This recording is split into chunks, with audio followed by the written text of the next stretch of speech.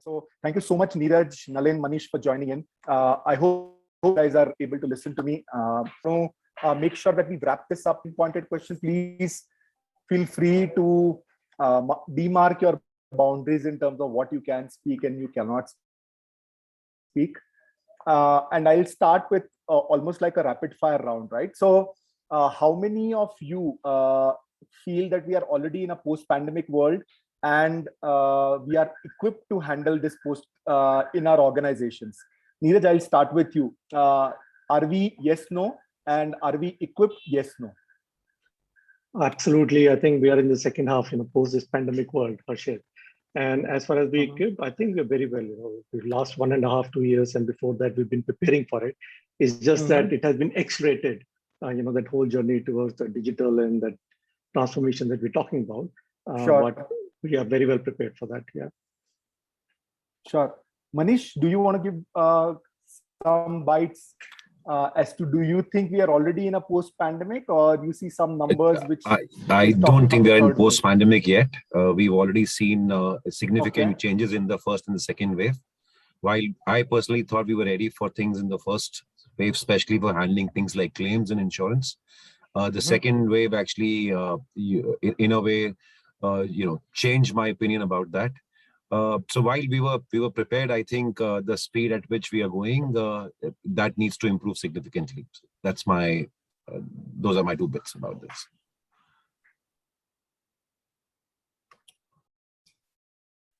And about the preparedness, how well do you think are we prepared for handling the situation? So, Harshit, yes, we are prepared. Like I said, we need to actually look at adding some more teeth to what we have and get better at it. So we're in the right direction, at the right pace. At times we've not been able to match pace with it, but hopefully we'll be able to do that soon. Thank you so much, Manish. Nalin, over to you. Post-pandemic or not yet? And the second is preparedness. So thanks, Harshit. So I think we are, which definitely in the post-pandemic times, maybe not the world as yet. So I'm somewhere in the middle on that one. I think, what Manish was saying, that after first wave, we got a little bit of complacent. I agree with him. And the second wave really hit us hard. And I think, but for the third wave, we are much, much better prepared than what we were for second wave.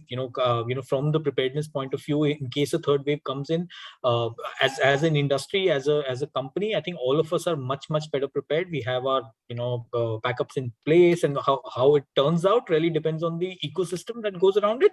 But from infrastructure and other perspective, I think all of us are much better prepared, and there will always be a journey. It's not any surprises can come through again in terms of regulations, but that's where I put my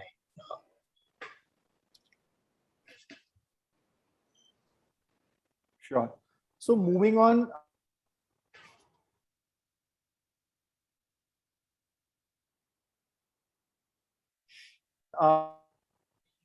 Let me kind of zero in a little bit around technology, right? And Neeraj, this time I'll start with you again.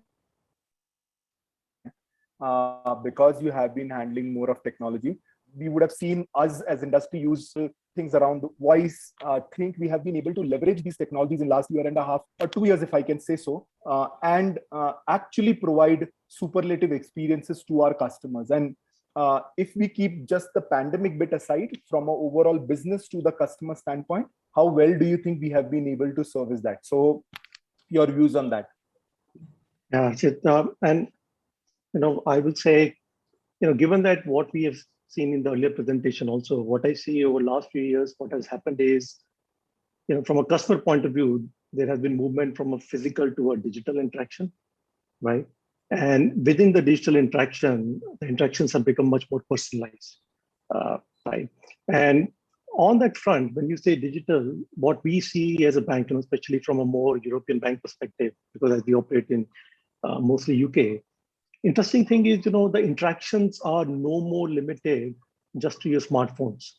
What we are seeing is interactions have gone beyond smartphones into a more voice-enabled, using your Alexas and Google Home, and even to the extent of like wearables and, to some extent, implantables, right?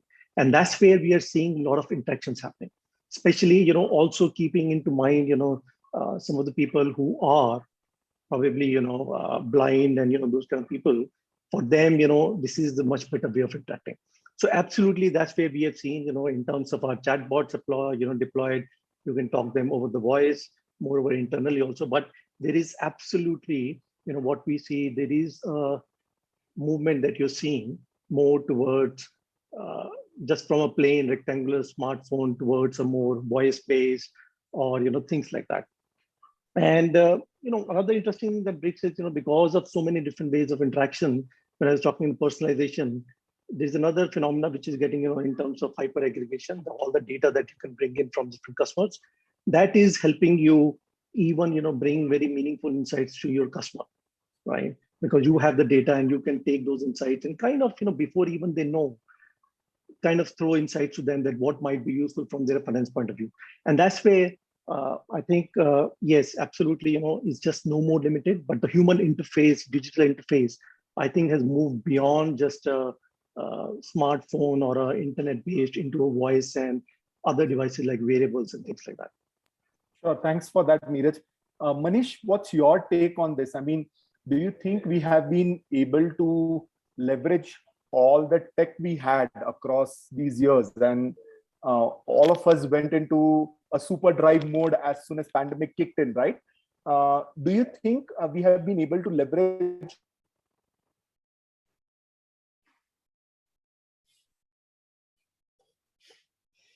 I think I all lost those you there. investments in tech and kind of surpass that wave of smaller gradient or incremental improvement of customer digital? So Harshit, I think I got your question while I could not hear. It has helped us? So Harshit, while I heard you, there were some bits and pieces which are missing, I think because of poor network exactly where you are. So let me answer that clearly. Sorry about That's okay. Let me answer what I've understood. So two things have happened during this pandemic. While organizations actually, like you said, went into a super drive mode, and we did enough and more, which was, and the leap was as as large as what we would have done over past 3-4 years. That was achieved in the first 12 months of where we were, clearly because of the kind of desperation which was there to meet the customer needs. What was also interesting was to see how customers lapped onto this and how they changed and how they graduated to using technology for serving themselves for complex products like insurance as well. We have seen for our own self, we have seen adoption as high as 90% for available items on self-service platforms. So yes, I think we have reached a certain level of exploring almost all technologies we had. Personally, I would still say that there is still a large role of past data availability to make it more AI ML driven. Right now, we have actually scratched the surface, and we can actually get little deeper into using technology further and leverage it to provide far better experience.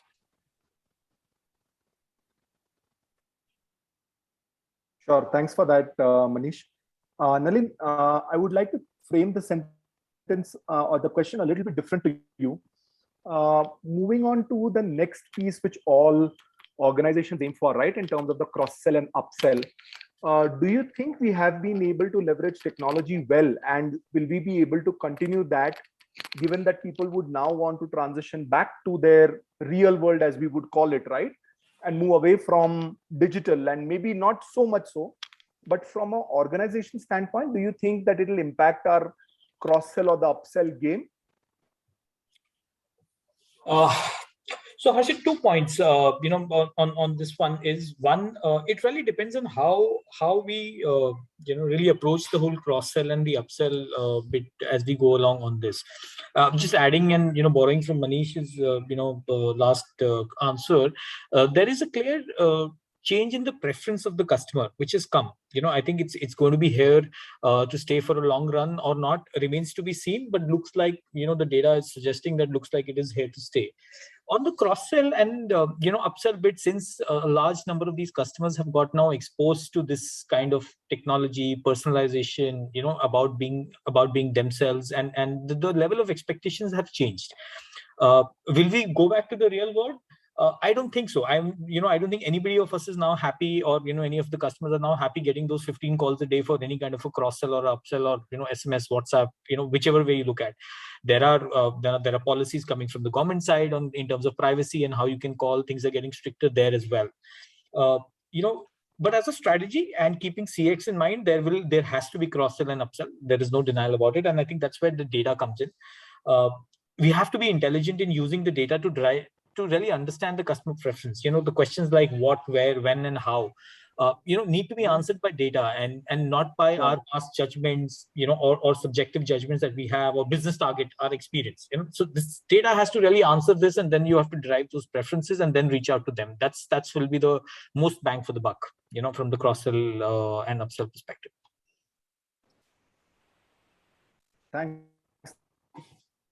Thanks, Nalin, for that note. And I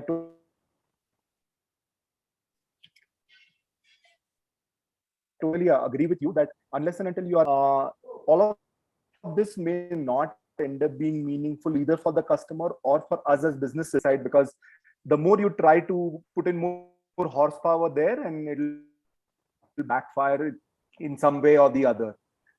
Another question, which I think, given that I have all three of you gentlemen here, was around identifying the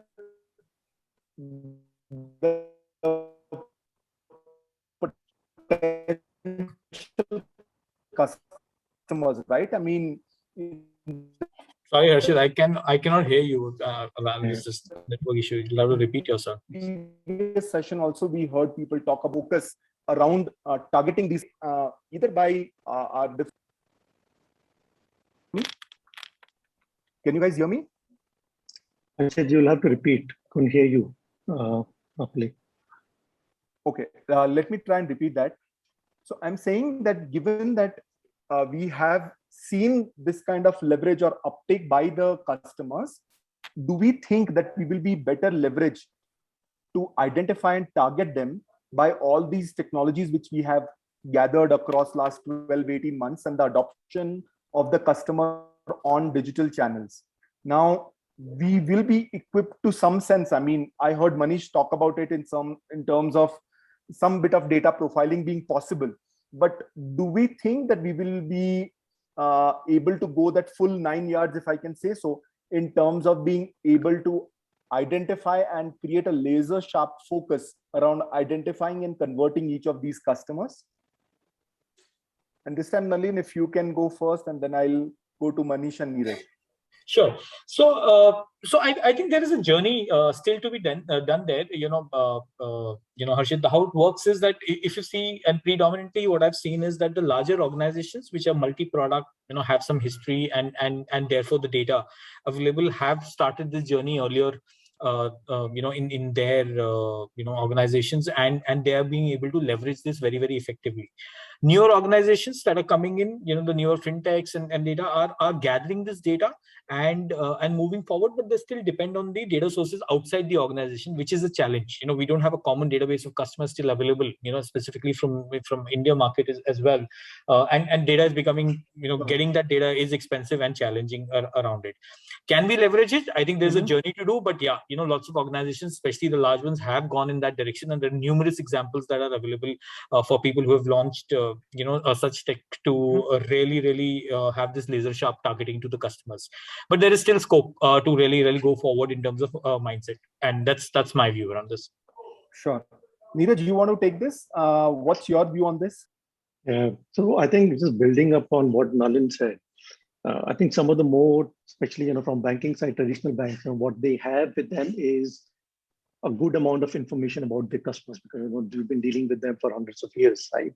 And that is what I think is a great asset with those banks, because as we say, the customers are going digital. what is also they're expecting is, the new customer journeys are evolving, right? And that's where, we are running a program which is called Customer DNA, kind of creating a 360 view of our customers across different products and different channels. And what then enables you is to, with all the information that you have with customers, kind of generates, very personalized insights, that can be shared with the customers, which kind of, even sometimes they don't realize, these are kind of advertisements or different products or new products, your offerings, which might be of very use to the customers, right? And I think that's where the whole power of digitization and personalization, when you combine it with the technologies of the data and AI, ML, and data analytics, it kind of creates a very unique, proposition for customers, because most of them are looking for a very simple digital experience. And this is where most of the organizations are working with the technologies in place. You can actually do at scale, and can be done. So yes, I think there's a lot of work happening there, and this is probably the area of focus for most of the organizations like this. Yeah. Sure. So Manish, what's your take on this? Manish, do you think, I mean, we are still at the tip of the iceberg and there is so much more to explore from a overall customer identification and targeting standpoint? Yeah, I will actually go by what Nalin said. So while data is available, I feel especially for insurance, for example, we depend on data on external sources. The kind of products we have, we don't really collect too much data about the customer, but the partners we work with, they collect a lot of data.